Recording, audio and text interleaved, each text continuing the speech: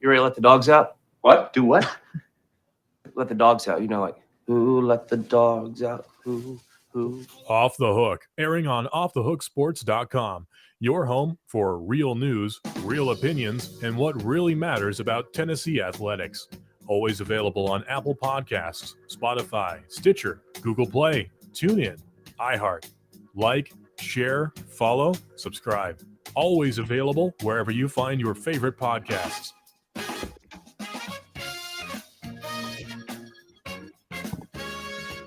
Good morning to the peeps that are already there. We certainly appreciate that. It is Friday, so happy Friday to you and yours with Caleb Calhoun. I am Dave Hooker, and there is still plenty to talk about with the Vols as awards ceremony was last night. Congratulations, Jalen Hyatt, a young man who I'm going to give myself a little bit of credit. We were already doing Jacob Warren and Cooper Mays. This is early on. We started them in March, I believe, with the videos on YouTube. And I saw Jalen Hyatt in one game and saw his attitude, talking about how he looked back on last season. It almost sounded like he was visiting with a counselor or a therapist, talking about how he wasn't focused last year and the openness and honesty. And I tried to hire him. I tried desperately to hire him. I went to Jacob and I was like, hey, man, I got to get him on. Now, I didn't know that he was going to score 5 touchdowns every other week at the time. This was very early. I think this was right after. Was it Ball State or Akron that was first, Caleb? It was Ball State. Ball State. Yeah, it was early. I was on the front cusp, but not early enough. And now he's got much better NIL deals with, like, I don't know, Hyatt. That kind of defeats Off the Hook Sports as much as we try. So a huge show on tap today as we're going to look back at the awards ceremony last night. Look forward to Clemson a little bit and where Hendon Hooker finally fell in the Heisman Trophy race, which they announced yesterday, and I'm not sure if it makes me feel better or worse about it. So the one thing you could do for me that would be absolutely great, and I would really appreciate it, if you could go ahead and click on that like button. I think most of you have seen it, but if you haven't at this point, as a matter of fact, I look at the analytics and 80% of our viewers have not subscribed. So please subscribe. We're growing the show leaps and bounds, and we've got a monstrous announcement that's coming out in January that we're really, really excited about. And so a lot of things happening, and we appreciate you. But hit that like button, thumbs up. We greatly appreciate it. Give me your comments, and I want to dive right into it. And Caleb, should Tennessee fans, we saw 3 things essentially happen last night, and you and I were covering it. People can read about it on offthehooksports.com. And by the way, I'm also going to get into some new names that I'm hearing with the transfer portal in terms of quarterback. But we saw 3 things happen. Last night, we saw Hendon Hooker was the 5th one of the Heisman finalists. They released that. I don't know if they usually do that or not, but they did. They did the 5 through 10. So he was 5th. He was 1 out from being invited to New York, which kind of is heartbreaking, but kind of validating for his play at the same time, I guess. And then the other is you had Jalen Hyatt win the Blitnikoff Award. And you texted me earlier in the day, because we split it up, and Caleb had the awards that Hooker could potentially win, and I had Hyatt, and you just said in passing, if he doesn't win, it's a travesty. So, and I looked at the numbers beforehand to kind of pre-write, and you're right. If he hadn't won, it would have been a travesty. It would have been Marvin Harrison winning because of his dad, basically, is the only possibility I could see there. And then the Walter Camp Award does not go to Hendon Hooker. So should Tennessee fans, and Dean says appreciate the show daily. You folks do it right. Dean, wait till you see what we got coming. And I appreciate that very much. Should Tennessee fans feel better or worse after the presentation yesterday? By the way, Hendon Hooker won the Herbie, whatever that means, by Kirk Herbstreit as the top offensive player in college football. But Caleb, should Tennessee fans feel better or worse after last night? I think overall it's a net better in the sense of a relief. Yes, it's a gut punch. As I wrote about, it's a gut punch that Hendon Hooker kind of got shut out of every major award. You hoped you might see him win the Walter Camp. I thought Walter Camp is one of those that takes like the whole you guys know I'm not like the whole character is amazing and I like I'm not one of those guys, but I thought Walter Camp did take that into account. I thought that was one of the awards that did take that into account. So I thought maybe you could have given that one to him. Do you know why it does, actually? You're right, it does. Do you know why? It does? Why? Back in 1997, somebody that ended up winning the Heisman Trophy made a real rear out of himself during that weekend when they were there. Charles Woodson acted like he was 10, and he's a grown man now. He may be different, but he acted like he was better than the room, and they were lucky to have him there.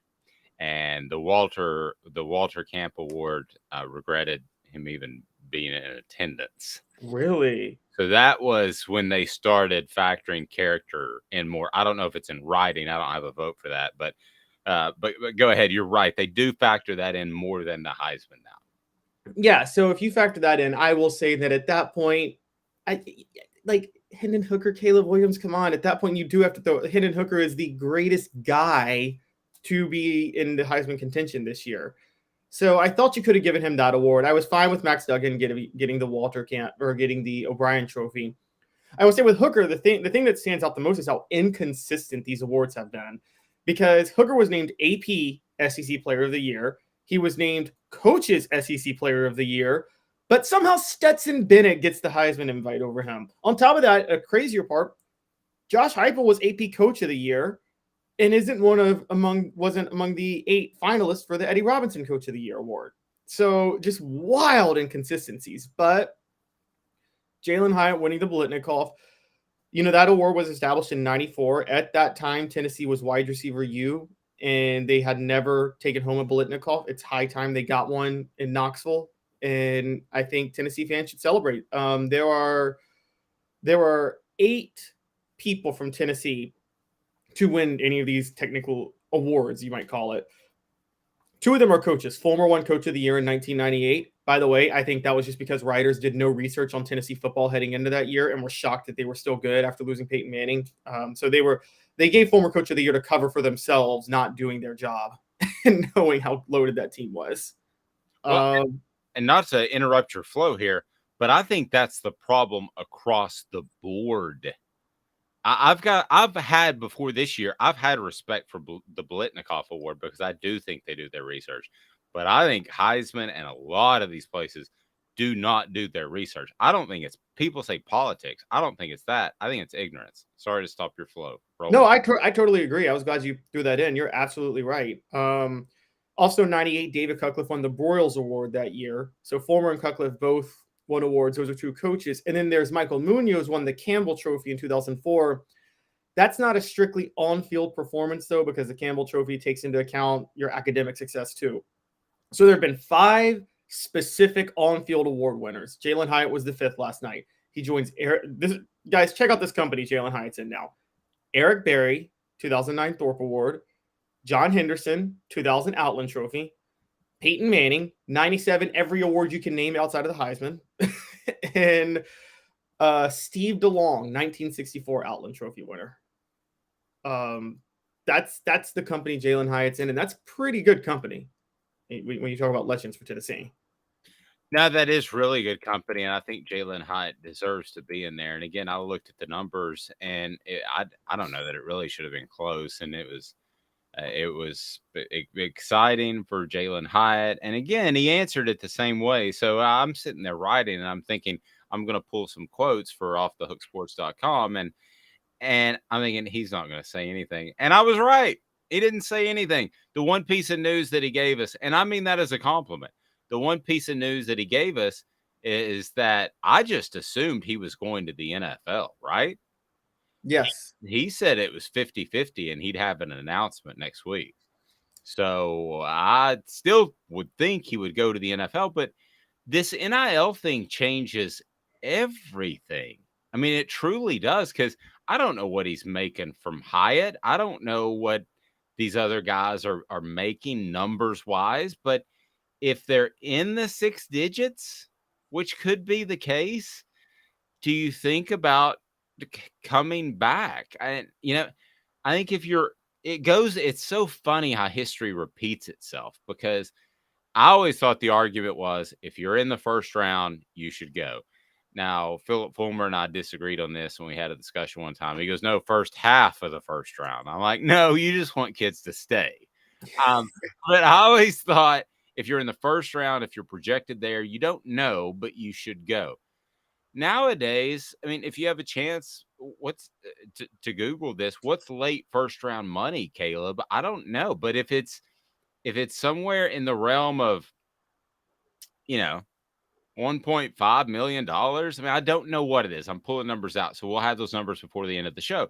But if it's in that realm of $1.5 million, why don't you think about staying if it's going to be $750,000, $800,000? Better your game. And I'm sorry, when you get to the NFL, kids, I'm going to tell you this. I'm not telling anybody what to do. It is a business. They don't care a bleep about you.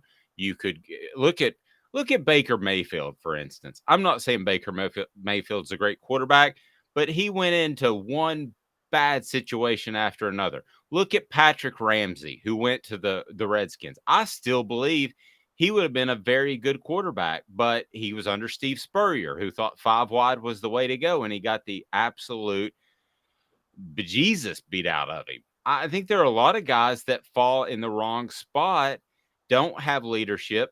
Randy Moss is the opposite of that, who Chris Landry talked about, who had great leadership, and Denny Green and Chris Carter, who had gone astray but was bringing his life back together and was a mentor.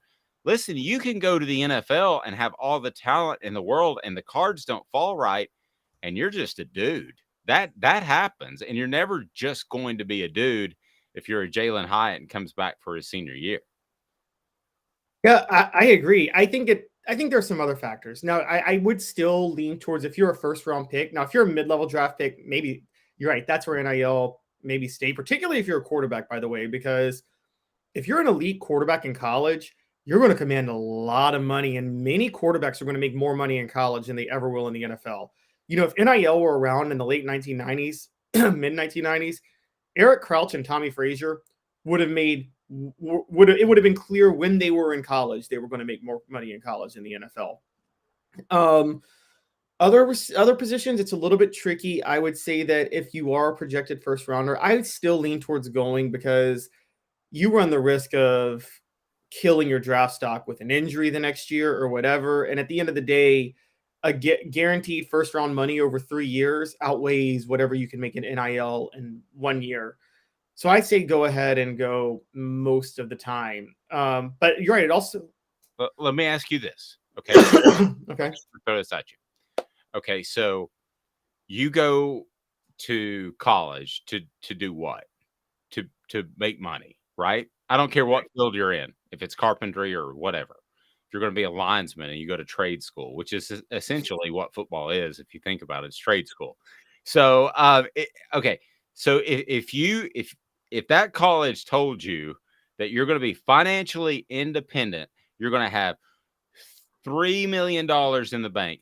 Again, just throwing that number out there. $3 million in the bank, and you can play one more year and enjoy it.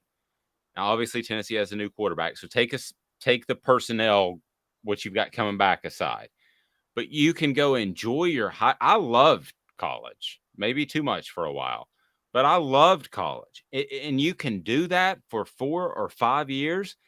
I think the money is going to get close to NFL money. Maybe not now, maybe not next year, but I think you're going to see that money get close enough where it's at least a decision, Caleb, because I'd rather be happy making 80% of a certain figure than 100% of a certain figure at a job that I just kind of like. Does that make sense? Yeah, but it has to not just get close to the base salary of a year for the NFL. It has to get close to your base first contract. So I don't know what the rookie scale is for the NFL now.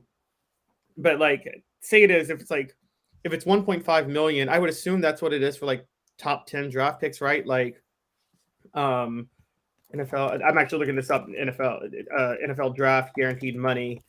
You go ahead and you go ahead and do that, and I'll hit the message board here. I first want to remind you the Down and Dirty at 30, a little late already because we're off and flying, is brought to you by Andy Mason realestate.com. AndyMasonRealestate.com. Don't make a mistake that's going to cost you thousands or tens of thousands of dollars. Go to a place in which Andy Mason and his crew will take care of you. AndyMasonRealestate.com. Fill it out.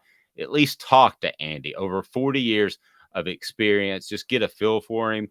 And as I've said before, everybody that we promote on the website, on this show, are people that I have done business with or I would do business with if I need their services in a heartbeat. So AndyMasonRealestate.com brings you the Down and Dirty at 30, which it is a little bit late. Be sure and hit that thumbs up button. We want you to be a part of the show, but we want your friends to be a part of the show. We want other Tennessee fans to be a part of the show because we're going to talk some hoops and we got a lot coming up.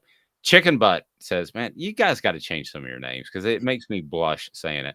Says Heisman is a bunch of people that only watch bits and pieces of games or highlights on soccer or on Sports Center. What?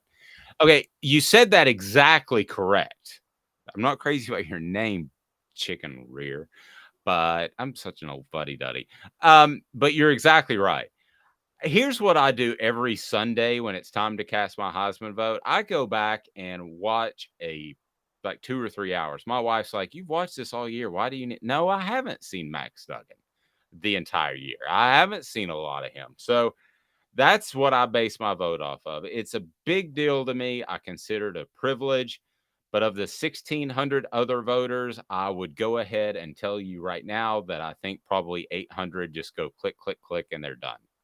And it takes more time to set up their account than it does to the actual vote. So that's frustrating. David said, hope Amanda gets well soon. She was made for video. I agree. You guys are perfect for radio. That means we're ugly. Cody says Heisman isn't the best player award anymore. It jumped on me. The new description should be quarterbacks on the highest ranked team. I tried to argue that like 5 years ago, but after this latest year, I can't argue it anymore. Remind you that Zul Beer, XULbeer.com, Zul Beer Company is the official craft beer of Off the Hook Sports. And we got a big signing day event that we're looking forward to. I'll tell you more about that, where we want you to stop by at Zul Beer parking downtown, and we're going to give lots of stuffs away. I got some hooker shirts that may not be as pertinent, but I've got some still to give away that I think you can celebrate in their fine cotton so you can enjoy them in some shape, form, or fashion. All right, Caleb, so you got a pay scale thought because Jalen Hyatt left the door open that he could come back. Yeah, I don't have. I could not pull. Not in time pull it exactly. Roughly, let's just say roughly for first round, I think it's between 3 and 10 million. That's guaranteed. Okay, and that's like over. So you have to take these salaries over the course of not just 1 year but 3 years, because I think rookie scales are like 3 to 5 years usually in the NFL. Now that's a lot of money that you're leaving on the table and risking for that. I don't think NIL can ever get to like 80% of or even 50% of if you're a first round draft pick. And you're risking a lot of it with the potential of getting hurt, having a bad year, and just killing your draft stock. There's a lot of things that could go wrong that year. Now, if you're the number one pick and you're a quarterback, I do think it depends on, I say this all the time, it depends on who's drafting that year. I think Peyton Manning, I still believe, and you cannot convince me otherwise, that Peyton Manning didn't come back for a senior year because the Jets had the first round pick in 97. Now, they traded it to the Rams, but I don't think he wanted to go to the Jets. And I know from some stories that his family was really big fans of him going to Indianapolis, and he really worked overtime to try to make sure he got there the next year. Okay. Yeah, I agree. I think that was a 20-30% factor in that decision. I do think he wanted to come back for another year just innately. But okay, let me give you an example. So I did find a list. So Purdue defensive end George Karlaftis signed a contract. He was the 30th pick at the NFL in the NFL draft. So, guys like Darnell Wright, you would assume would go, right? And Jalen Hyatt, you would naturally assume would go, right? That's at 12 million. Okay. He signed a 4-year contract for 12 million. I understand the injury thing, but I'm not saying I even disagree with you, but I'm going to play devil's advocate. Okay. So you're saying go, right? That you should go if you're going to be in the first round. Is that fair? In that, yes, most of the time, not every time, most of the time. Let's take Jalen. I'm gonna play the opposite end of it.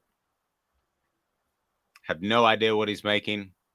I could probably call him and he wouldn't tell me. So I'm not going to know. But let's say, just for instance, that he's approaching that $1 million, which I think is very possible for a Hendon Hooker. Now, we're not talking about the left guard, okay? And we're probably not talking about the right tackle and Darnell Wright, all right? But still, if they're that important, Josh Heupel's going to find a way to funnel money to you. You don't have to be – I thought when we went into this, Caleb, I think we thought you had to be a premier player to get that type of money. I don't think that's really the case anymore. I think that you have to be a much needed player. So if Darnell Wright came or Jalen Hyatt said, I want to stay another year, but this is the kind of money we're looking at, I think that Josh Heupel would find a way to get him that money. I do. Now, I'm not saying he's going to get up into that. The last pick of the NFL draft last year signed like I said earlier, a $12 million contract. But let's just say you could get somewhere in that $3 million range. Okay. So that's 25%. And then you go to Lloyd's of London and you buy your insurance policy. And if you suffer a terrible injury in a bowl game or whatever, I think of that Jake Butt who played for Michigan, the tight end. That was the same year as Christian McCaffrey when he left early and everybody ripped him. But Jake Butt got his knee turned backwards in that very same bowl cycle. And it cost him a lot. But you go to Lloyd's of London and you're insured very easily for $10 million. We're in the same ballpark of money. So if it comes down to what you love in your heart, maybe your dream has always been to play in the NFL, but nowadays with medical science, he's going to play in the NFL at some point, even if he suffers an injury. So will Cedric Tillman, despite the high ankle sprain. So I'm not saying I would do this, but I'll go ahead and make the argument that you're pretty close money-wise. If you want to stay in college, I get it more financially than ever before. I understand that. Now, my question with these insurance policies with the NFL, do they still apply if you were a projected first rounder, you come back, you suffer an injury that doesn't ruin your career, but you have like what happened to Cedric Tillman this year, and unfortunately for you, it destroys your draft stock and you fall to like the 5th round when you would have been in the first round if you came out the year before. Because that's where I'm at with it. It covers a gap. Right. It covers the gap. Yeah, so it's not an all or nothing thing. I see what you're getting at. So I had to do this research for, I think, maybe Eric Berry one time. So it does cover the gap. So if you can't, Cedric Tillman's a great example. Let's just say that the ligaments are forever loose in his ankle. Okay. And he went from being a number 1 pick to a number 4 or 5 pick. It would cover the financial gap. It's not a, hey, you still got drafted. Too bad, Lloyd's of London, we're out. So it's not like that. And it's any contract, this. It's just how you write it up. So and you probably have to prove that you had first round caliber talent when you take it out. But yeah. Yeah, they judge that on the front end. And listen, you and I could go to Lloyd's of London and say, hey, we want an insurance policy on our NFL future. And they'd say, certainly you can have that. It's going to cost you $5 million. Because it's just insurance, is just weighing what you spend versus what you could get. So that is part of the negotiations. But are you telling me you can't find an NIL guy that's going to throw in that cash? I think you can. I agree. I still, I mean, in that point, you're probably right. And I think that there's enough, particularly at a place like Tennessee, quite a few multimillionaires, heck, billionaires that are Tennessee fans that are like, man, I'd really love Jalen Hyatt back next year. And let me just get him a quick advertisement, with Pilot or whatever. And so, I mean, or Dish. And yeah, so I could see that. I'm not going to pretend that I can't.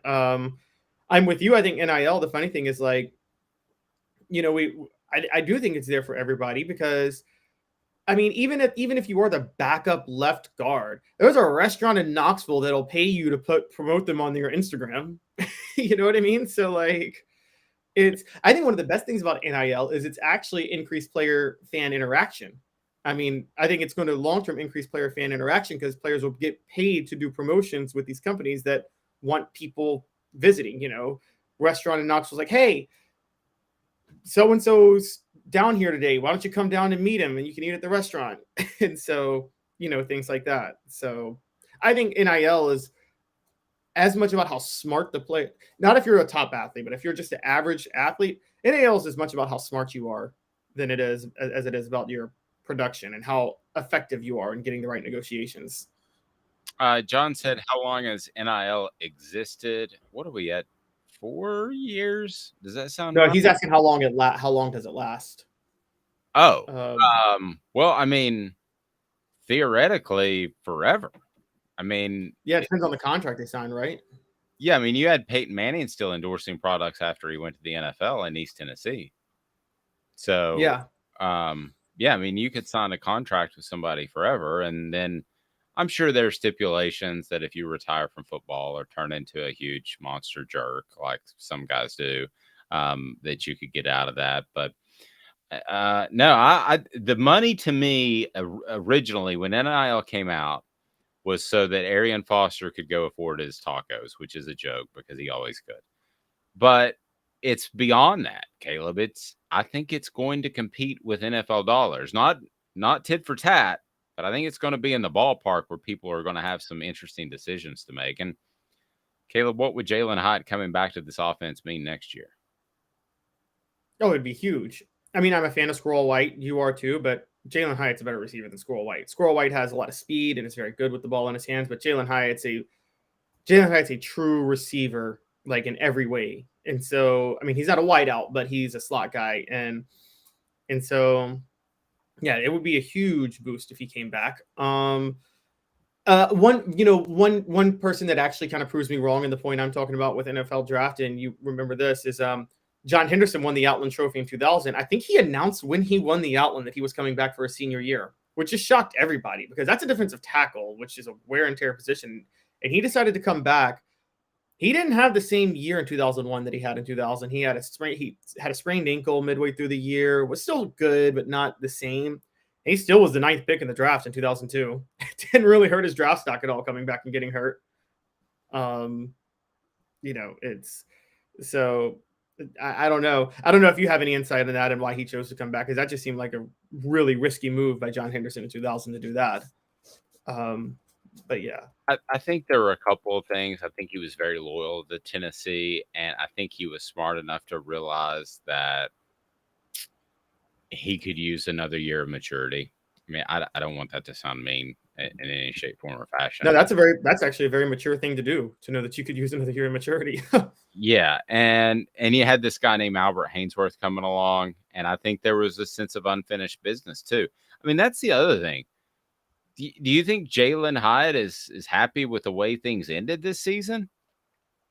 I don't know, but he's not going to get what he wanted out of next year either, because Tennessee's not going to win in any championship or play for a playoff next year. Well, I agree, but try telling a competitor that.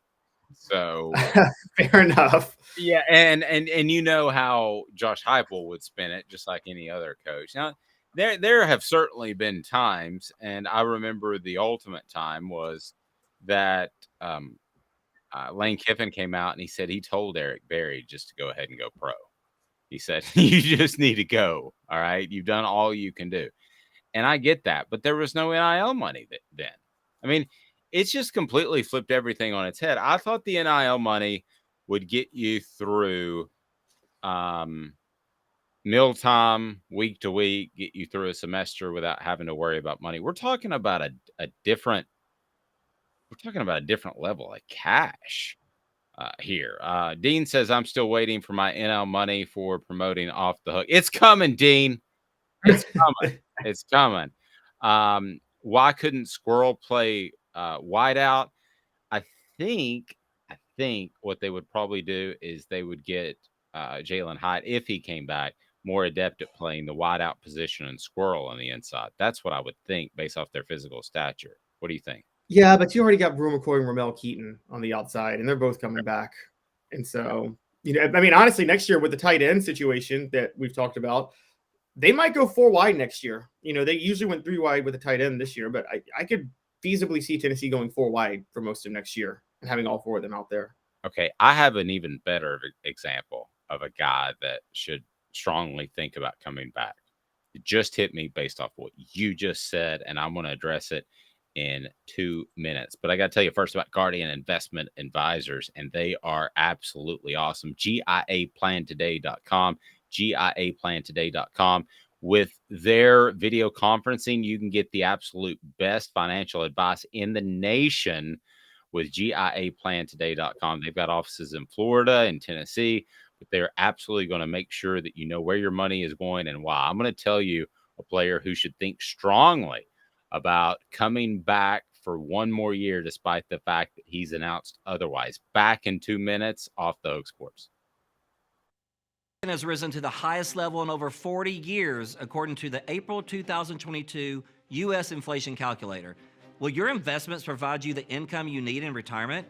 Are you losing purchasing power of your savings due to inflation? Simply stated, if the cost of goods and services are 8% higher and you're only earning 4% in your investments, that money buys you less of what you need. Right now is the time to act. Call Guardian Investment Advisors today. Hey folks, Gary Viles here. I want to personally invite you to North Knoxville's newest sports bar and restaurant. It's Big Orange Phillies, located in Black Oak Center. And yes folks, it's happening in Halls. Big Orange Phillies offers family-friendly environment with homemade meals and the best deli-style subs around. Billiards, darts, jukebox, shuffleboard, and cornhole, and a full bar. We also offer valet parking on weekends and during special events. We even have a covered back patio. It's happening at Big Orange Phillies. We want, we need, and we appreciate your business. Hi, Mike Davis here with City Heating and Air, reminding you to always dare to compare. Our team provides quality local heating and air service, installation, and maintenance across East Tennessee. We use only the best equipment like American Standard heating and air conditioning for your residential, new construction, or commercial needs. Honesty, dependability, and customer satisfaction have been the cornerstones of our business since 1961. City Heat and Air. Dare to compare. This is Al's Dish Barbecue Supply, so come on in and see all the different rubs and sauces we have, plus a complete line of Green Mountain grills. Don't be overwhelmed. We have plenty of help so you can produce the best barbecue and amaze your family and friends. Barbecue is America's food. We'll do what we can to bring you all the best products. We're Al's Nest Barbecue, where Chattanooga goes to grill.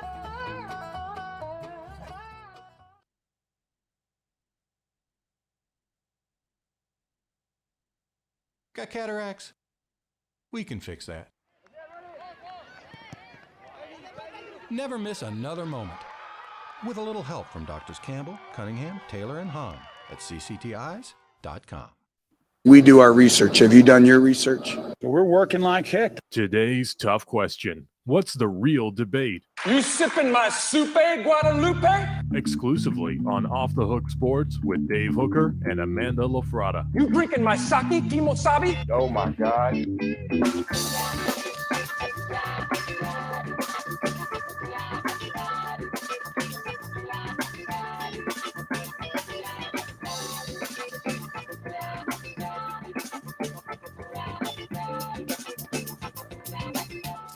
All right, so these numbers are admittedly pulled out of the air, but I want to get a baseline on our message board posts because we love them. We love you people. And be sure and hit that like button, hit the thumbs up button. If you haven't subscribed yet, we want you to do that big time. additions to the program coming up. So that's super exciting. But I put this out there as today's tough question. Would you rather make $2 million playing college football or make $5 million in the NFL? And I know those numbers are a little bit random. I know there's a big $3 million difference, but I think they both set you up where if you handle your investments right, and I would go with Guardian Investment Advisors, I think that you have set yourself up for financial independence early in life, as long as you don't blow through it. So, what about you, Caleb? I grew up as more of an NFL fan because my family and I oftentimes were working on Saturdays. And listen, I sold the game programs in Neyland Stadium when I was 12 years old. My mom would drop me off, which is probably really bad parenting. That was before cell phones and everything. You just dropped me off. Good luck. But yeah, I would sell the programs when I was 12 years old. So I mean, I've always loved college football. I would sell them in Neyland Stadium, but for whatever reason, I kind of gravitated towards the NFL. But I've later in my life, I've kind of come full circle, and there's something that's really cool about the NFL and about college football. And with the NFL, there's something that's very, very businesslike, right? So I'll just ask you right now. You can play 4 years. Let's say there's no 3-year rule anymore. You can play 4 years. You're 18 years old. You're coming out of high school. You're the cat's meow, and you can make $5 million in the NFL, or you can make, I'm not going to include all these other endorsements, or you can make $2 million in college football. Is it a lock, stock, and barrel you take $5 million? No, but I mean, but for me personally, again, I'm very biased because I grew up preferring college football to the NFL. So this is somebody like me, like I love college football. I loved it so much that like I would probably stay the 4 years. I love college football. I also grew up in a family where I was relatively well taken care of. Now what I would say is you've kind of swayed me a little bit. If I can do this insurance policy you're talking about with 2 million, I always knew it was there. I didn't realize that it could be that good of a deal if I can do that, I'd take the 2 million and play 4 years. Yes. Now, if I don't have the insurance policy, if I'm from a rough background, if I just don't have the passion for college football that I have, yeah, I'm probably taking the 5 million in the NFL. I'm not just doing it for the college experience, put it that way. But I get your point. It's rough. 2 and 5 is like, I always bring this up with funny enough, I always bring this up in the NFL. Contract negotiations, everybody gets mad when players negotiate and hold out for higher money. My barometer is this: are they holding out because is the difference a life-changing difference? If it is, I support them holding out. If you're making $3 million and you're on a rookie scale and you're a running back and you're like, I want that $10 million deal now. That I get that. You want that, that's life-changing money. You know what I mean? Right. But if you're a quarterback and you're holding out for 40 million when you're offered 35 million over 10 years, I'm sorry. Take the 35 million. Don't be like Aaron Rodgers taking 50 million and then, everybody wants to feel bad for him having no help. He has no help because they're paying him all the money. And so, well, and yeah, Baker Mayfield's the prime example. He's now cut and went through waivers and ended up with the Rams, and he turned down a $19 million a year contract from the Browns because it didn't top what I think the last one was Dak, maybe. Every quarterback thinks they have to top the last one. Well, I'm sorry, Baker, you're not that good. I mean, I don't think Dak's great, but you're not as good as Dak. You're not as good as Deshaun Watson, off-field issues aside. You're not as good as a lot of those guys that have signed those contracts, so you should take that. I just think there's something to be said. David said, watching from the Arizona desert today, rolling this big rig across the country. Thanks for providing local information no matter where I am. David, as a matter of fact, shoot me an email because I had this thought the other day that I thought I may be able to help some guys find the right job in the logistics and trucking industry. So I'm going to shoot my email out there, and maybe we can start something, because I know they're always looking for workers, and I would love to be associated with somebody just like the rest of our advertisers, somebody that provides a good job for you guys, because you guys that drive those big rigs, I don't know how you do it. It would scare me to death, but you keep our economy rolling. So God bless you, sir. Yeah, I just don't think it's a slam dunk case. And I do not think anybody thought the NIL would start to get to this level. And I get it.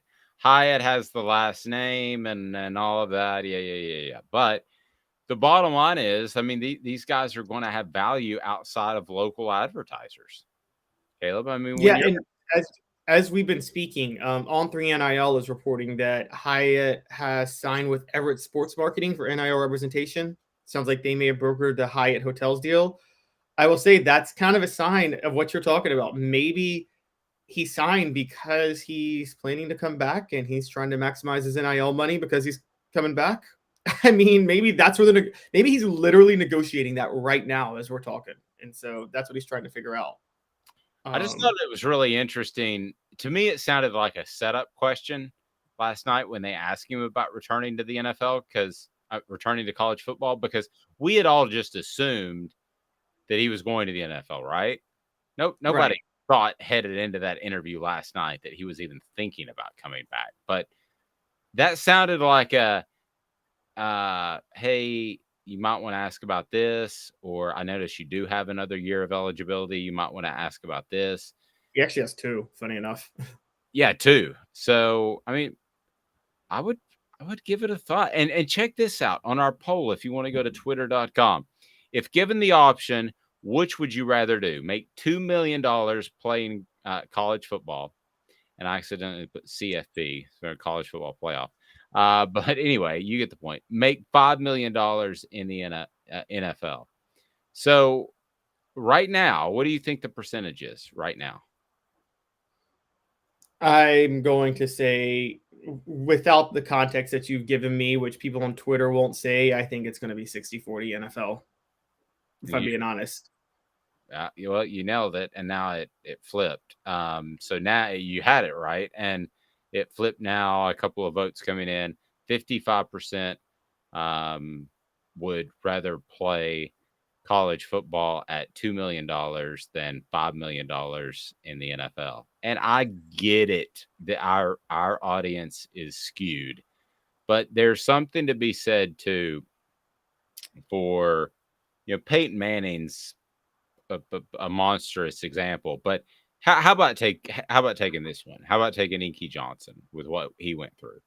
He is absolutely beloved, and I don't know how much he makes per speaking engagement, but you're always going to have a home in college football to fall back on. In the NFL, do you think the Miami Dolphins care what's happening to Bob Jones, who played in the late 80s? They don't care. They're not. No, and that's a very good point. This is what I said. If you're smart about yourself, when you go to college and if you go to one of these big schools, there's always somebody who wants to take care of you if you're struggling at that point, because people are very thankful that you played for them. I live up, I can tell you that at Maryland, there's a job waiting at Under Armour for you if you played sports at Maryland. There just is. And so I agree. One of the ones that stood out to me that we're talking about this, because there's other caveats here. We talk about injuries.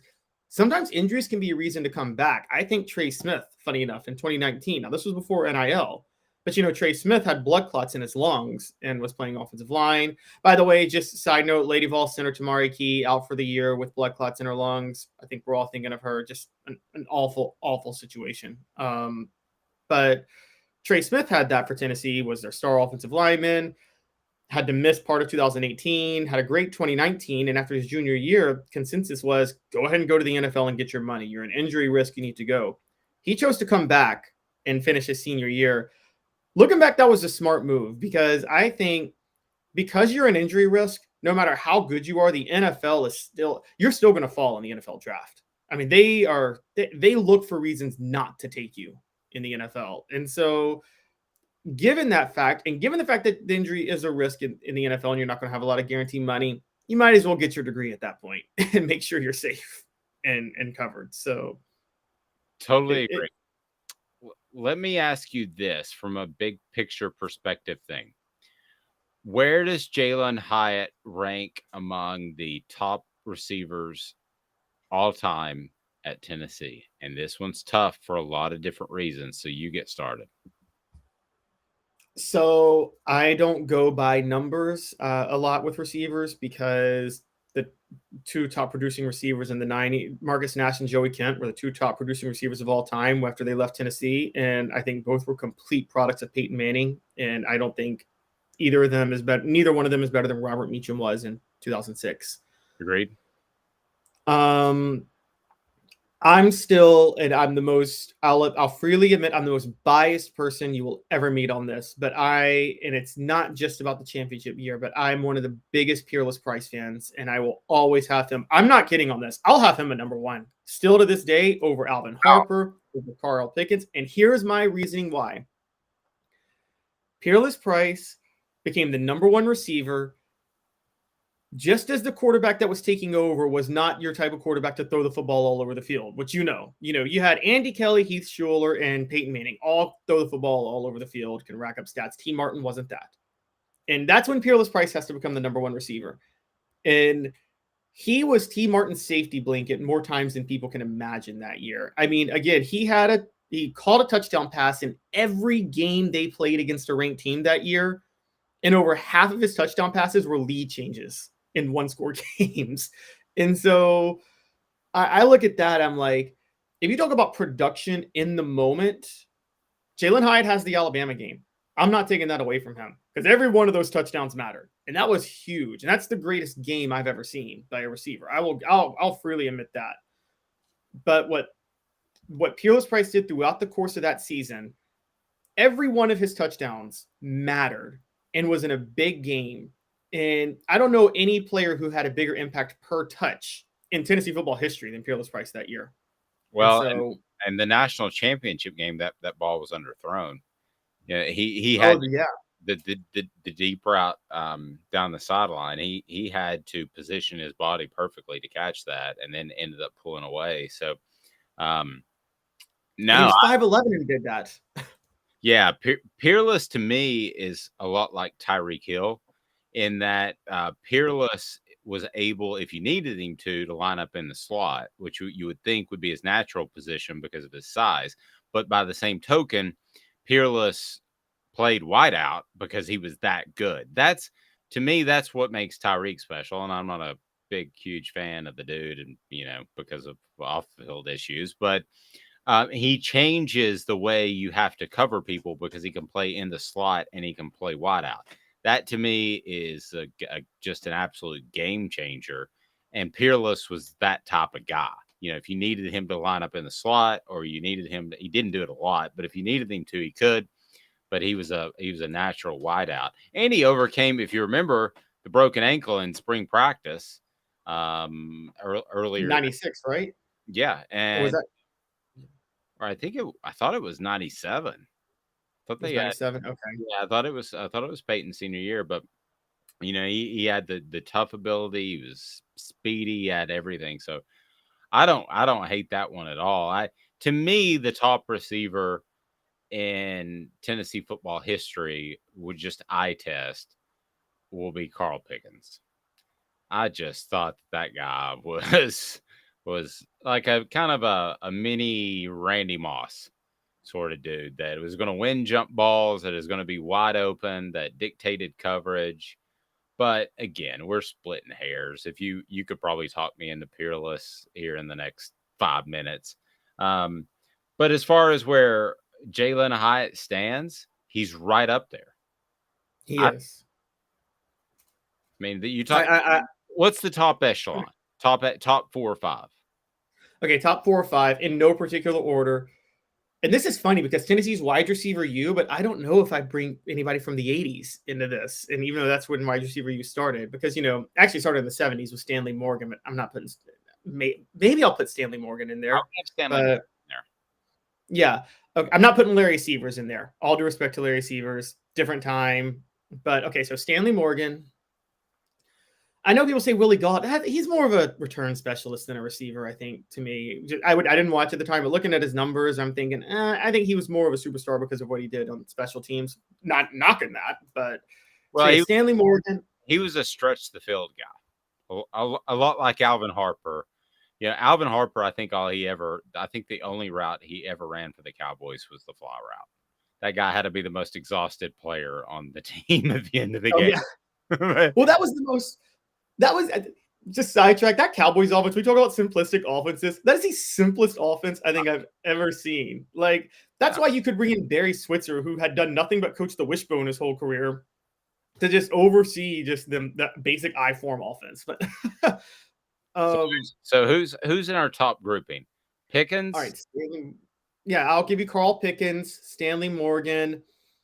I'm going Peerless Price. Robert Meacham, just that year in 2006, Robert Meacham was just incredible. And then I will go Jalen Hyatt is in there. And for the record, I know I got to do honorable mentions. I'm leaving off Joey Kent. I'm leaving off Marcus Nash. I'm leaving off Willie Gault. I'm leaving off Alvin Harper. Love all of those guys. You're not going to convince me Joey Kent and Marcus Nash were not complete products of Peyton Manning, and I got their NFL careers to prove it. No, I agree. And I would look at Alvin Harper's NFL career to prove that he was a stretch the field guy, a lot like Willie Gault, because he signed that big deal with the Bucs when free agency came about, and he went to the Buccaneers, and he was not. And when I say a number one wide receiver, I'm not talking about the guy that catches the most passes. I'm talking about a guy that dictates coverage. He was not that guy. He didn't dictate coverage. It was Michael Irvin that dictated coverage. Alvin Harper went to the Bucs, and it was just keep running that fly route. And really that was it. He didn't dictate coverage. He didn't move people around. So, and he got part of his pinky cut off when they were taking off his cast. Did you ever hear that story? Did not know that. No, they actually cut off his pinky. So the first year he broke his pinky, and they're taking off the cast, and they accidentally cut off the tip of his pinky. Oops. Oh my gosh. I mean, luckily you don't use your pinky that much when catching the ball to secure it, but that's gotta suck still. Yeah, not cool. Not like you and I do a lot of typing. If we lost our pinky, I think we'd still be able to type. I've never hit a keyboard with my pinky ever. I'm a piano player. That would screw me. Yeah. So what about Tim McGee? Are we leaving off Tim McGee too easily? 85, Tim McGee. I'm young. I was, for the record, I was born in 88, guys, so I did not watch the 85 team. I've done retroactive research on it. I thought it was the defense that year that I thought it was like Chris White in that secondary that just like really carried them and then Tony Robinson got hurt, wasn't it? Like halfway through the year, Daryl Dickey came in kind of up until the Sugar Bowl, which is, I still can't understand how that game happened because I'm sorry, Miami was the better team across the board and Tennessee just beat the brakes off them that game. But until then, I thought Daryl Dickey in the passing game just kind of managed their way effectively through the second half of the season to survive. Agreed. But Tim McGee, I mean, I'm again, there's the NFL career though. Did Tim McGee have much of an NFL career? I didn't think he did. No, he was pretty good. Played for the Bengals for a number of years. Yeah, he did. Yeah, he was good. I mean, I wouldn't say he was great.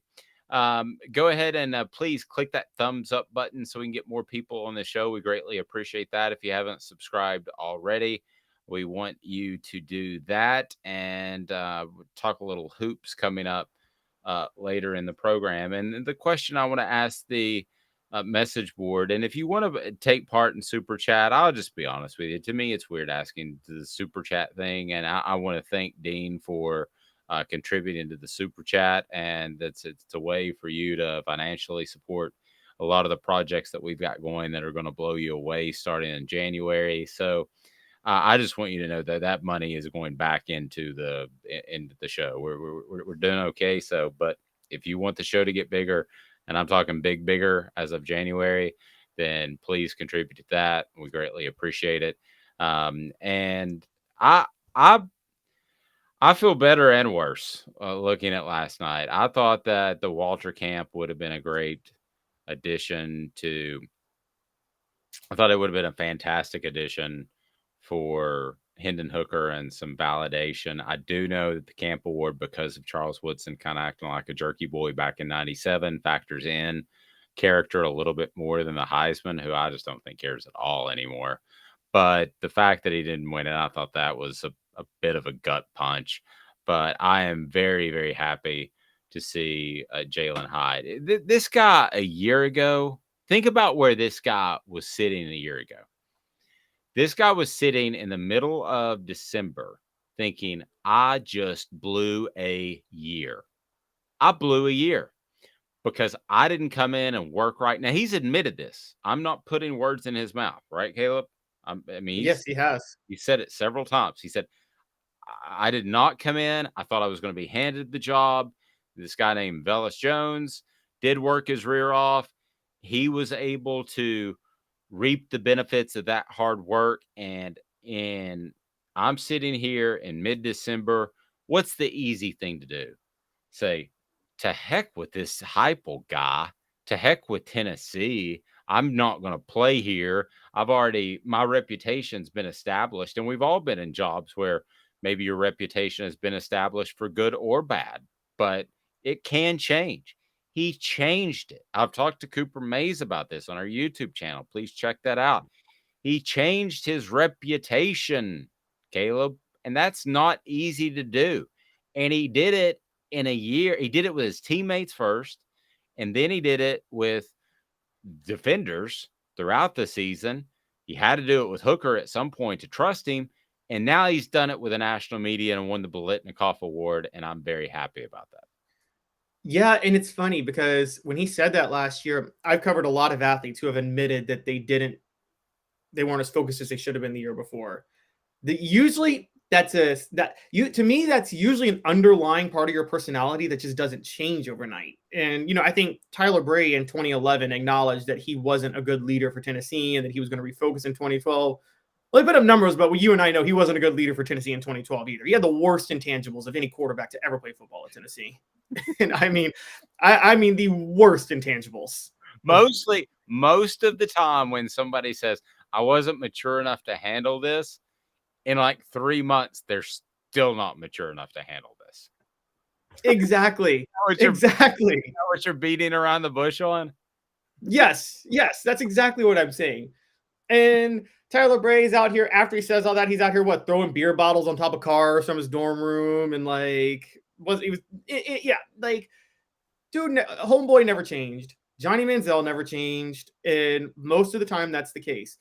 Jalen Hyatt, it sounds like he really did, 180'd himself. And this is kind of what Chris Landry talked about yesterday, though. Sometimes it's like we said with Randy Moss. Sometimes it's culture. I think Jalen Hyatt kind of saw that. You look at what the offense did last year with Josh Heupel. You can't sit there and look at yourself and be like, well, to heck with Heupel, he's not using me right. I think Heupel has the credibility at that point because Heupel just directed one of the best offenses in college football. You start to think, oh, maybe it's me. To quote Taylor Swift, I'm the problem, it's me. And I don't know Taylor Swift. See, I don't. She has a new song called Anti-Hero. It's a great song. Oh yeah, it's second co-host that I've worked with, Austin Ward, who now covers Ohio State, that is in love with Taylor Swift. So I'm more of a GNR fan, so we'll just agree to disagree. How about that? Okay.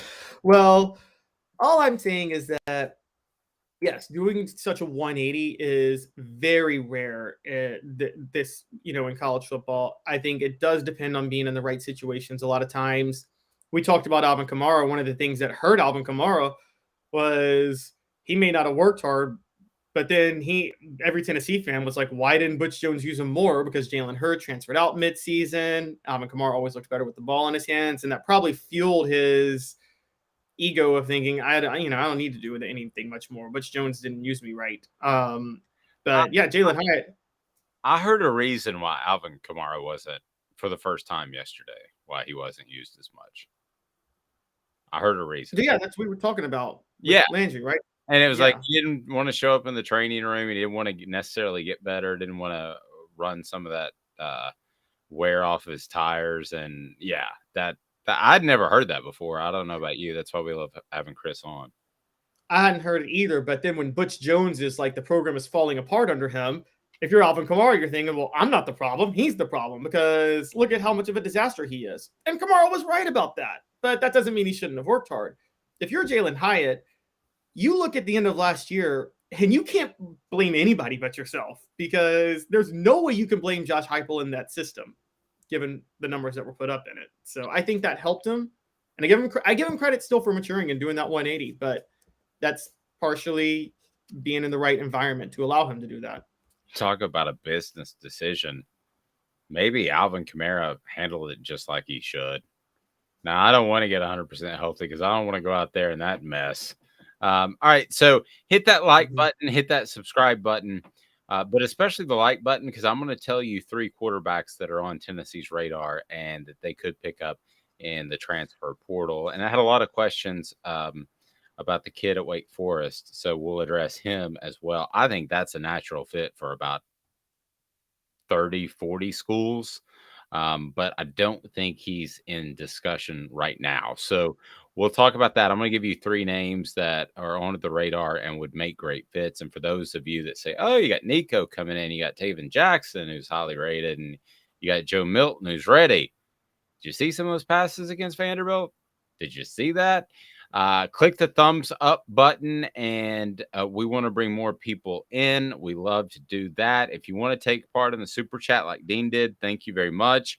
It's going to go right back into the show and making it bigger. So you give me 2 minutes, and I'm going to tell you what quarterbacks are on Tennessee's radar. And there's some pretty good ones. And there's a lot out there in the transfer portal. Look at my eyes. I can see. It is phenomenal. I don't need glasses. I don't need contacts. Why? Campbell, Cunningham, Taylor, and Hahn. They are absolutely phenomenal. Local eye care right there in the Knoxville area. Back in 2 minutes, Tennessee transfer portal quarterbacks. Quite possibly more after this. Sun, sand, and salt water, the beach is a very relaxing place. Unless you wear contacts. Ow! Open your eyes to the best the beach has to offer with LASIK vision correction from Campbell Cunningham Laser Center. Ah. Hey folks, Gary Viles here, Viles Automotive on Callahan Drive. I've been selling cars here in East Tennessee for 27 years. In that time, I've come to realize it's not about the car. It's about you, the customer. So I'm here to take care of you just like family. Good credit, bad credit, you name it, we can get you taken care of. If we don't have it, we can find it for you. We go across the country to get any vehicle that you want. And here at Viles Automotive, we don't believe in fake numbers. We just give you great deals. And as always, we want, we need, and we appreciate your business. Do you want to own the more that owns every job? Then get to Vassey Lawn and Garden in Cleveland and get you a Toro. I'm David Vassey, here to talk to you about Toro. With a Toro Zero Turn, you'll get more out of every minute and you'll reach the finish line faster. At Vassey's, we like to say, no matter if you're mowing 3 acres a week or 11 lawns a day, homeowners and business owners alike find confidence in equipment they can trust from top to bottom. Vassey Lawn and Garden, Highway 60 North in Cleveland. Man alive, it's worth the drive. This is Steve Rain. I own the Midnight Oil and Michelin Tire Direct service station here in Ottawa.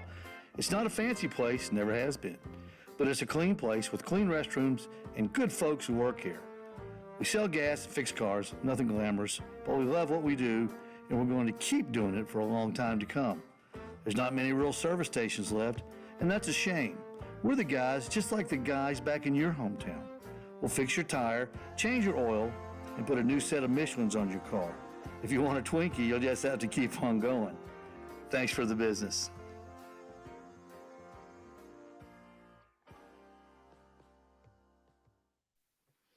Alrighty, welcome back. It is time for This Day in Sports History. Before we get to some pretty significant transfer portal news, This Day in Tennessee Sports History is brought to you by Zach England of Best and Brock. Zach England is phenomenal. If you need a personal injury attorney in the Chattanooga area or all the way up to Athens, he'll take care of you, and he's got the power to go against those super strong attorneys that the insurance companies hire.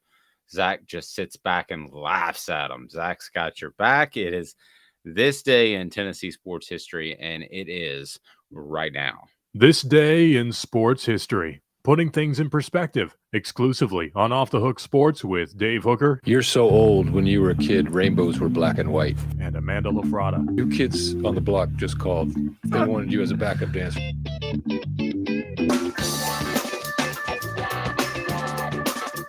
December the 9th, the Lady Vols defeated Texas 88-82 in Austin, Texas.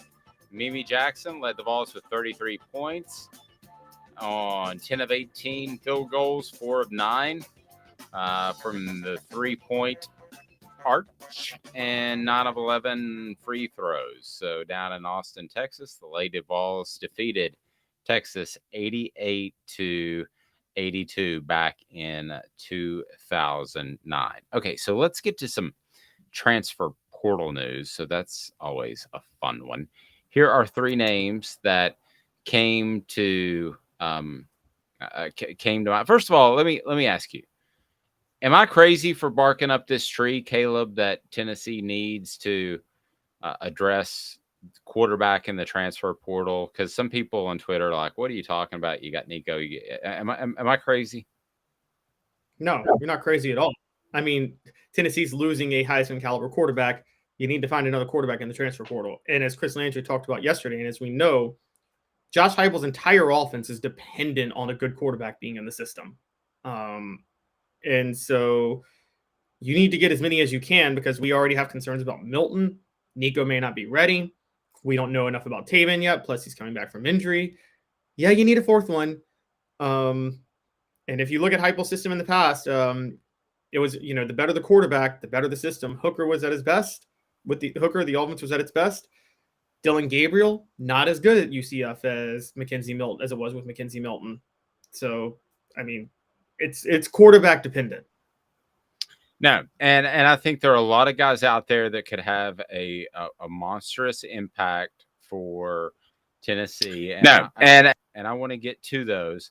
And I do want to make sure that everybody's able to join us on Twitter. So bear with me for just a moment. But if I put this quarterback situation in front of you right now, how do you think it shakes out? Because I believe that Nico, I think some people think that I'm doubting Nico Iamaleava, but everybody I've talked to has told me that he has that dog in him. And that to me is almost as significant as the fact that he has a just cannon for an arm, has great mobility. I think he'll be better in this offense than Hendon Hooker. So I see this thing playing out as somebody may take a couple of snaps to start the season, but it's going to be ultimately Nico will win this job. I have no doubts there, but still, a freshman is a freshman. Okay, so when they come in, I've seen a lot of freshmen not play well. So David said Joe definitely has some passes that were certainly misses on him. Hendon had a phenomenal year and clearly deserved the Heisman and Walter Camp awards. I agree with that. He also had quite a few misses last year. Agreed. I really believe Nico's upside in this offense is tremendously higher than even Hendon Hooker's, which sounds crazy because he was a Heisman candidate. David said 3 quarterbacks is not enough in this day and age. Where, listen, one of the 3 dudes we're talking about, whether it's Milton or Taven Jackson or Nico, who enrolls here in a couple of weeks, they're going to transfer out if they don't feel good about where they sit in the job after spring practice, right? I mean, they're going to have 2 here in like 4 months. Yeah, you're probably right. I mean, one of them, you might have 2 of them gone. I mean, if Nico wins the job, yeah. If Nico's better than Taven Jackson and Joe Milton, they're both gone. So then you're in real big trouble because you've got Navy Schuler and Gaston Moore behind you. Then, Dave, I want to ask you with Heupel's offense, is it me, or does it matter, or does the big arm matter more than the mobility for Josh Heupel's offense? I think, like Drew Lock had a big arm and thrived there, but Mackenzie Milton was mobile and Hendon Hooker was mobile, and the teams were more successful with those. So I don't know. What do you think? I think the big arm doesn't matter as much as the ability to put air underneath the ball. So I would rather have the Hendon Hooker, who throws one of the most beautiful deep balls that I've seen since at Tennessee. Well, not probably since, I'll go ahead and tell you, T. Martin. I mean, you could go to a practice and at that time and just watch T. Martin throw footballs, deep balls, and sell tickets to that. I mean, they're beautiful, beautiful spirals. Now, intermediate wasn't as accurate, but I think Hendon Hooker throws a beautiful deep ball with great arch that makes it easy to catch. I think Joe Milton has a stronger arm, but I'd rather have the way Hooker throws a deep ball, to be quite frank with you, because I think it's plenty strong enough. And so here's what I'm hearing, and I apologize for looking at my phone because I actually got a text about one of these young men just now, so that I want to discuss. Okay, so the Sam Hartman thing. If you're not familiar with Sam Hartman, he's not on the website yet, but somebody will probably discuss. So Sam Hartman is right now at Wake Forest, and there's a lot of talk that he's interested in Tennessee, and that may well happen. So, by the way, if you want your friends to get this knowledge, click that thumbs up and that like button. We greatly appreciate it. So, right now, what I'm being told is the Sam Hartman thing is all just discussion of rumors. That's what it is at this very second, and that there's not a lot of meat on the bone right now. Now, guys that I think there are meat on the bone are the ones that I chose to write about, and I wrote about them. They are on the website right now, offthehooksports.com. So I had about 6 names previously that I had that were really would be good fits, but not so sure that they're really interested, and it was kind of a precursory look. But here's some guys that I've been told would be really good fits and that Tennessee would certainly be interested in. So let's go Davis Brin. Brin entered the transfer portal after a 5-7 season at Tulsa. He has 1 year of eligibility remaining, which is key if you're worried about scaring Nico away at all. He's from Texas, started the 2021 season, threw for 3,254 yards and 18 touchdowns, but he threw 16 interceptions, so that's bad. But the offensive line last year was horrible for Tulsa. He was sacked 32 times on just 250 passing attempts. So imagine that. 15% of the time you drop back and you're sacked. That doesn't even count pressures. But he still threw for 2,100 yards, 17 touchdowns in 9 games, but he had nagging injuries. And he improved his ball security, only threw 9 interceptions last year despite that offensive line. So here's another one, Austin Reed from Western Kentucky, that you should be keeping an eye on. He began his career at Southern Illinois, then transferred to West Florida before Western Kentucky. In 2022, Reed completed 353 of 547 passes for just over 4,200 yards and 36 touchdowns with 10 interceptions. He can run too, and he counted for 8 touchdowns on the ground. He wants a Power 5 school. Tennessee just right down the road. Now, one that I don't want anybody getting too incredibly excited about, because I was told that this is very much iffy, and I think Alabama is very, very good in keeping kids at home, be it an early exit to the NFL or transfer portal, is Ty Simpson. If he loses the job to Jalen Milroe, which he essentially already has, and he's the highly rated quarterback out of Martin. If he loses that job to Milroe, and he didn't start when Bryce Young got hurt last year, so this is a possibility that Ty Simpson could step in. Now, with Ty Simpson, he's got 3 years of eligibility remaining. So this would not be a stopgap guy. This would be a guy that you say, hey, you're going to come in and you're going to compete for the starting job, which obviously would not be ideal for Nico Iamaleava. So, but the thing is, this might not be decided till after spring practice. So if he sees that Jalen Milroe, who really struggled, he might not lose the job, or he might not win the job. But Milroe, if he's the starter coming out of spring camp, don't rule out, I'm told, Ty Simpson. There you go. Those 3 names. And also, and I'm going to throw out with Ty Simpson, and if he loses the job, that's a case where he may not be wrong. Normally, if a quarterback loses a job and then transfers, I'm like, don't take him. They lost the job for a reason. I don't say that with Alabama. God, I wish Amanda were here because her eyes would just like be shocked when I say this. But like Nick Saban, for a coach that has won so many national championships, is probably the worst manager of quarterbacks I've ever seen. And I can go down the list. 2000, he started Josh Booty over Rohan Davey the first 4 games. Rohan Davey was clearly better. Tennessee was the victim of that the first time. 2015, during the national championship year, Ole Miss's only loss that year. I'm sorry, Alabama's only loss that year was to Ole Miss because Nick Saban, on a whim, with Lane Kiffin, decided to start Cooper Bateman over Jake Coker for 1 game. The dumb move of the year, and that darn near cost them the national title. He was always uncomfortable handling the Jalen Hurts to a Tagovailoa situation. Ty Simpson could be better than Jalen Milroe, and Nick Saban would still start Jalen Milroe. He makes mistake after mistake when it comes to handling a quarterback controversy. He's a defensive guy. He doesn't like to deal with this. This is not something that Nick Saban likes dealing with, and you can tell he's very uncomfortable dealing with it. I don't think he wants big-time playmakers at the position, which sounds crazy. I think he wants guys that are just going to do exactly what they're going to do, the Greg McElroys of the world.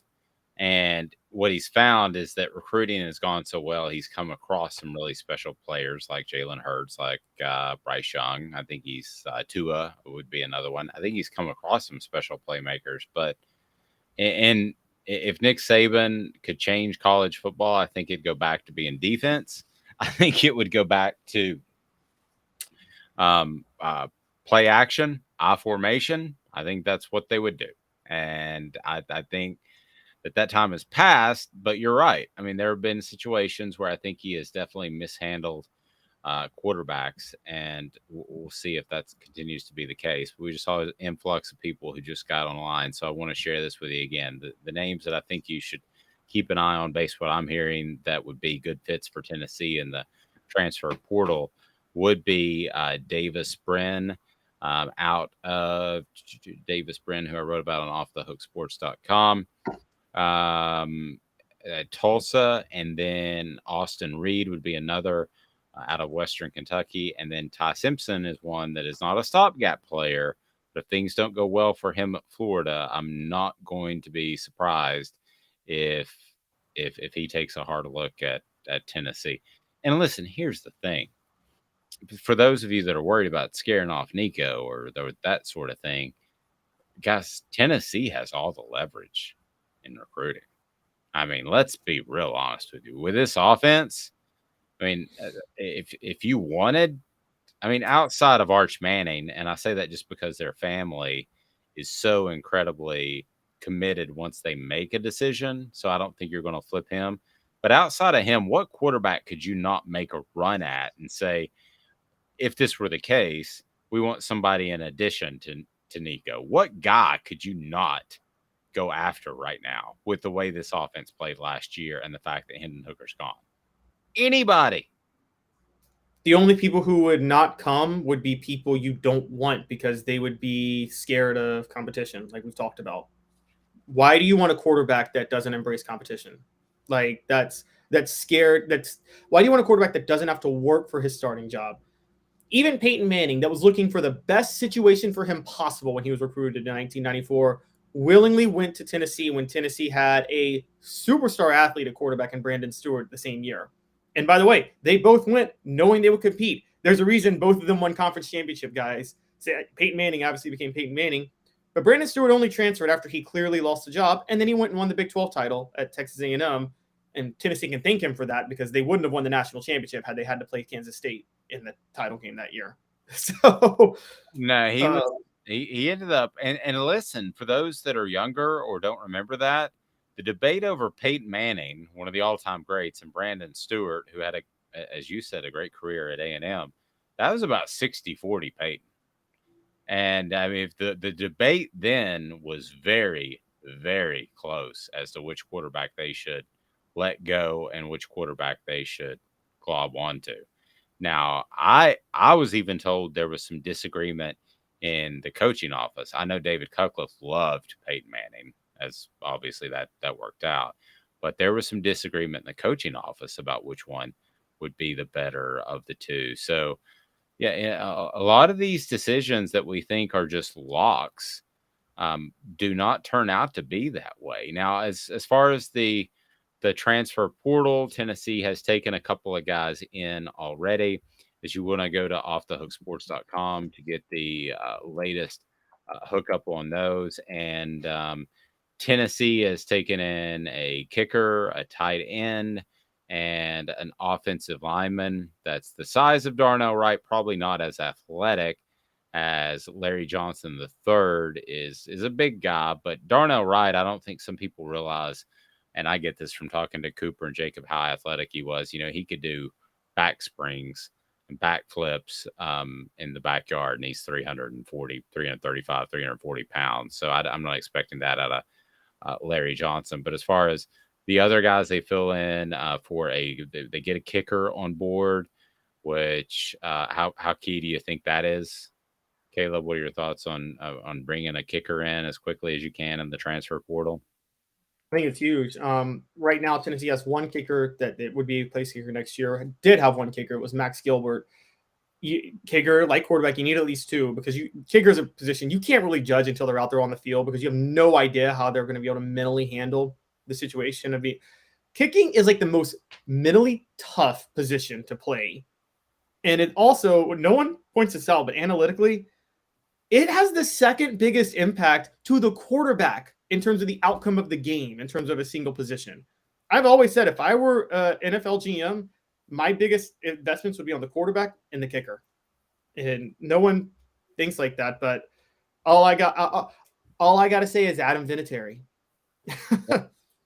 The other guy that I like and I like a lot watching his tape last night is McAllen Castles. So if you haven't been to offthehooksports.com lately, go ahead and do that because we're writing about the guys that matter. And Caleb Gyro, another Caleb. By the way, if you're a Caleb and you want to work for offthehooksports.com, you've got an inside track. But I'm good. I'm kidding. We're good on Caleb. But Caleb Gyro. Also, we're not going to hire any more Calebs. If your name is Caleb, we're eliminating you. Yes, that's right. If it says Caleb on the top of your resume, you're out. Because we get confused and I send the wrong text all the time. But I do like the Castles kid a lot. I think he has an awful lot of ability. And then we had a question about Thomas Harper. Let me look at my notes and see what I got on Thomas Harper.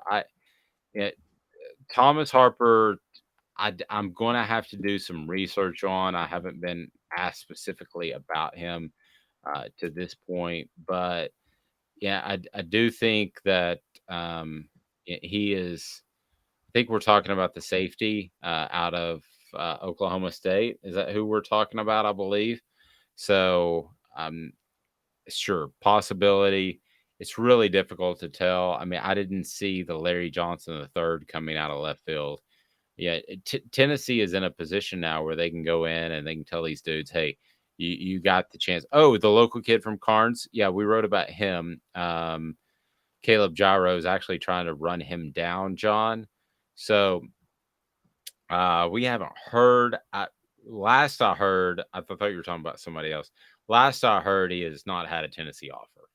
So possibility, we'll see, but he is open and in the portal. But simple fact is, Caleb, Tennessee has a ton to sell these guys. And the portal is just, I'll go ahead and say it. It's bigger than recruiting when I covered it in the late 2000s and early 2010s. This is big. The portal to me is like was it the 70s when the MLB Players Union finally won the right for free agency? And that was like 69 or so. I forget the year. It's a watershed moment in sports. It was a Kurt Flood who never got to take part in it himself. Yeah, he basically sat out this a portion of the season to fight for it, if I remember correctly. Yeah. And so until then, I'm sure all of sports was about who was the best at drafting. And then overnight, who was the best at free agency became a story. And that's been kind of a thing in baseball and football ever since.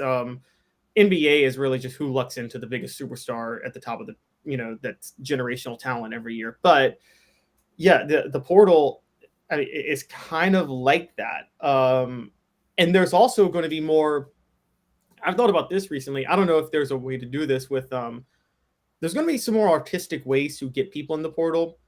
Sometimes I think one of the smartest things that's done in free agency in the NFL is the year the Seahawks won the Super Bowl in 2013. One of the most genius things they did was they waited 2 days after free agency started in the NFL. They waited 2 days before extending or even talking to anybody. The reason they did that was because so many teams jumped the gun and just tried desperately to get the biggest star on the market and then overpay. And by day 3, the players are starting to freak out that they're not going to get the offer they want, and you can kind of get them on a bargain. And so with the concept that scholarships are limited and you aren't guaranteed a scholarship if you enter the portal, maybe it is smart to maybe just wait like a week and then start talking to players. And you can maybe get a few a little more desperate that are elite. They're just desperately trying to get to a school because they're scared that they may not land at the school they wanted. And you can get quite a few good players in that. Well, you know who the Kurt Flood of college athletics is, don't you? Maurice Clarett, Mike Williams. No. You gonna keep guessing? Basketball player. Ed O'Bannon. Yep. Yeah, national title UCLA, right? 95. That's why my son and I cannot play NCAA football. 2023. Yes. The game doesn't because of that. Don't blame him. Blame the NCAA for archaically fighting it for years. Agreed. No, I agree. No, I meant it as a compliment, what Ed O'Bannon did. Definitely. Vassy Lawn and Garden in Cleveland, whether you're in Knoxville, Nashville, or Chattanooga, man alive, it's worth the drive for those industrial mowers, the commercial mowers, and also the residential mowers. You'll love Vassy Lawn and Garden. Hoops this weekend. Caleb, what did you think of the Vols on Wednesday? And what do you think of Tennessee moving forward? Yeah, again, we're in December, so I think you learn a lot more in January. But these Vols appear to be defensive-minded, as you would expect from Rick Barnes. They've got a scorer that's a little banged up, and Vescovi. And I like where this basketball team is. Do I have a firm grasp of where this basketball team is? Not yet. Yeah, I don't either. I think the one thing that stands out to me the most is Uros Plavsic. I never pronounce his name right. I apologize. Even Ron Slay says he just calls him a Russian. He can't.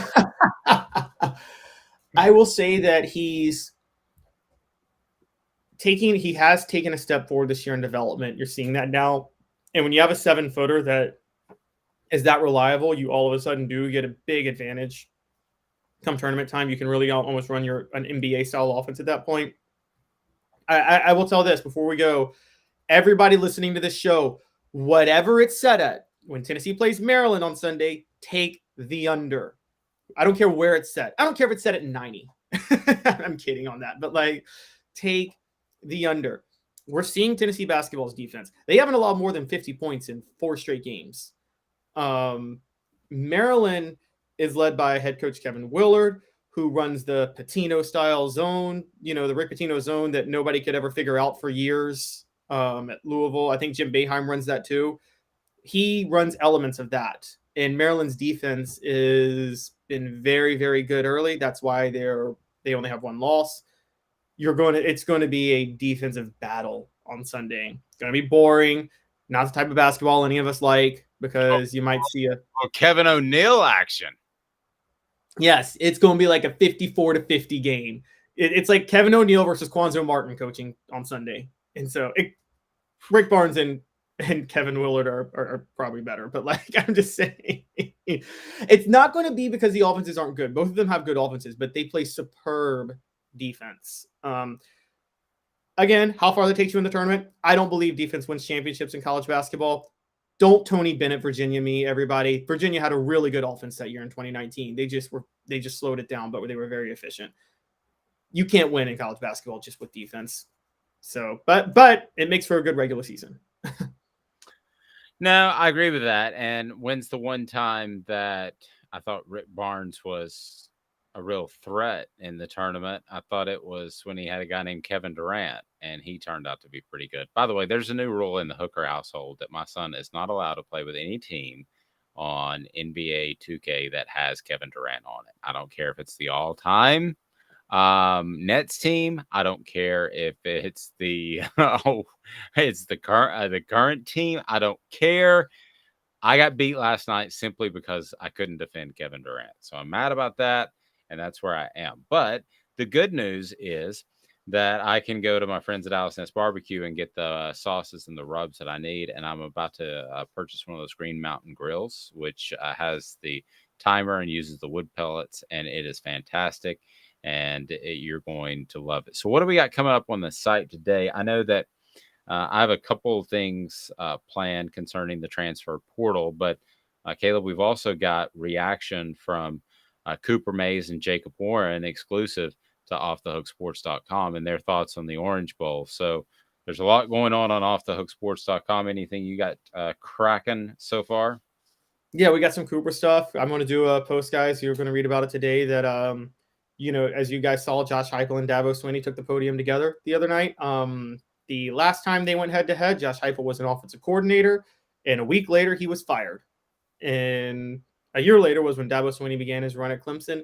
They are in completely different positions now as career-wise than they were. If you haven't had an opportunity to read some of the historical perspective of the Orange Bowl and Josh Heupel, and then Sam Levy possibly joining the Vols, which I thought was a long shot when Caleb brought it up. But Jeff, excuse me, that I thought was a long shot when he first brought it up. I thought, no, I could see this happening. And watch some football at Big Orange Phillies. Big Orange Phillies in North Knoxville. Big Orange Phillies on Maynardville Pike is fantastic for great food, family friendly, and just a really, really good time. And lastly, I'll leave you with this testimonial, true testimonial. I got real serious about making sure that my dog had it's chill pills from crafttreats.com. So you go to crafttreats.com, you use the promo code off the hook, and you'll get 20% off. And at Craft Treats, my dog is now able to jump on the bed, and it wasn't a couple of weeks ago because it's got arthritis in its hips. Also helps with anxiety and digestive issues. So certainly check them out. And we thank City Heat and Air. City Heating and Air is all about integrity. Integrity matters. cityheatandair.com. So do you have any gambling insight for me other than the under? Have you seen even a spread yet at this point? I have not. I looked last night. I didn't see one. I'll look again to get today. Had a rough night last night. Guys, don't take parlays. I do them for fun, but you're never going to, parlays. That's like, you almost always lose on that. 80% of sportsbooks profits. And I took one on I got the Rams covering last night, which I hit, but I took one on Devontae Adams scoring a touchdown and the game hitting the over. Neither of those things happened because Derek Carr and the offense decided to just quit on me. Vegas decided to do exactly what they had not been doing the last 3 weeks in the NFL. So I'm a little beat down today, but my big one is Maryland, Tennessee under on Sunday. Sorry guys, I got nothing for the Army Navy game. I am an old grump. I think it's ridiculous that college football sets 1 week aside just for that game. You could accuse me of hating the troops. I don't. I just think it's stupid that you set 1 week just for that game. I wouldn't gamble on it, but it's on my bucket list of things to go to. I covered a high school all-star event there, and I thought, man, I'd much rather it be the troops out here. But I love it. They don't deserve a game to themselves. And what about Air Force then, guys? Why just Army Navy? College football is already condensed. There's not enough weeks in the season.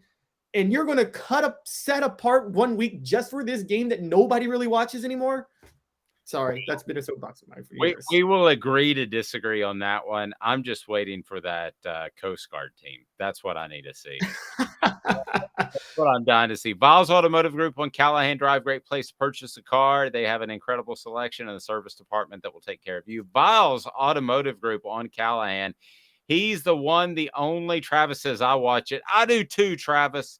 He's Caleb Calhoun. I'm Dave Hooker. Have a fantastic day, everyone. This has been a presentation